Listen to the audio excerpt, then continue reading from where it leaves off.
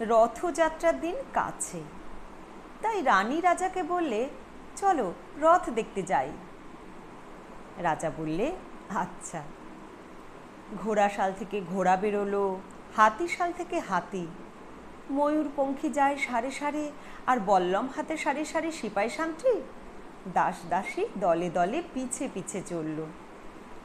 কেবল বাকি রইল একজন, রাজবাড়ির ঝাঁটার কাঠি কুড়িয়ে আনা তার কাজ।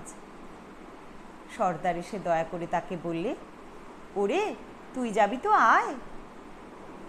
সে হাত জোড় করে বললে, আমার যাওয়া ঘটবে না। রাজার কানে কথা উঠল, সবাই সঙ্গে যায়, কেবল সেই দুঃখীটা যায় না। রাজা দয়া করে মন্ত্রীকে বললে, ওকেও ডেকে নিও। রাস্তার ধারেই তার বাড়ি। হাতি যখন সেইখানে পৌঁছলো, মন্ত্রী তাকে ডেকে বললে, ওরে দুঃখী, ঠাকুর দেখবি চল। সে হাত জোড় করে বললে, আর কত চলবো? ঠাকুরের দুয়ার পর্যন্ত পৌঁছোই এমন সাধ্য কি আমার আছে? মন্ত্রী বললে, ভয় কিরে তোর, রাজার সঙ্গে চলবি?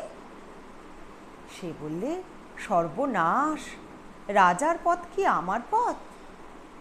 মন্ত্রী বললে, তবে তোর উপায়? তোর ভাগ্যে কি রথযাত্রা দেখা ঘটবে না? সে বললে, ঘটবে বই কি, ঠাকুর তো রথে করেই আমার দুয়ারে আসেন। মন্ত্রী হেসে উঠল, বললে, তোর দুয়ারে রথের চিহ্ন কই?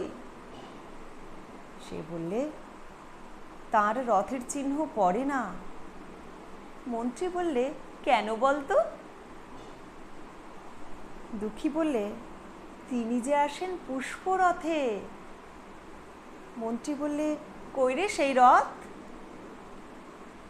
দুঃখী দেখিয়ে দিলে, তার দুয়ারের দুপাশে দুটি সূর্যমুখী ফুটে আছে।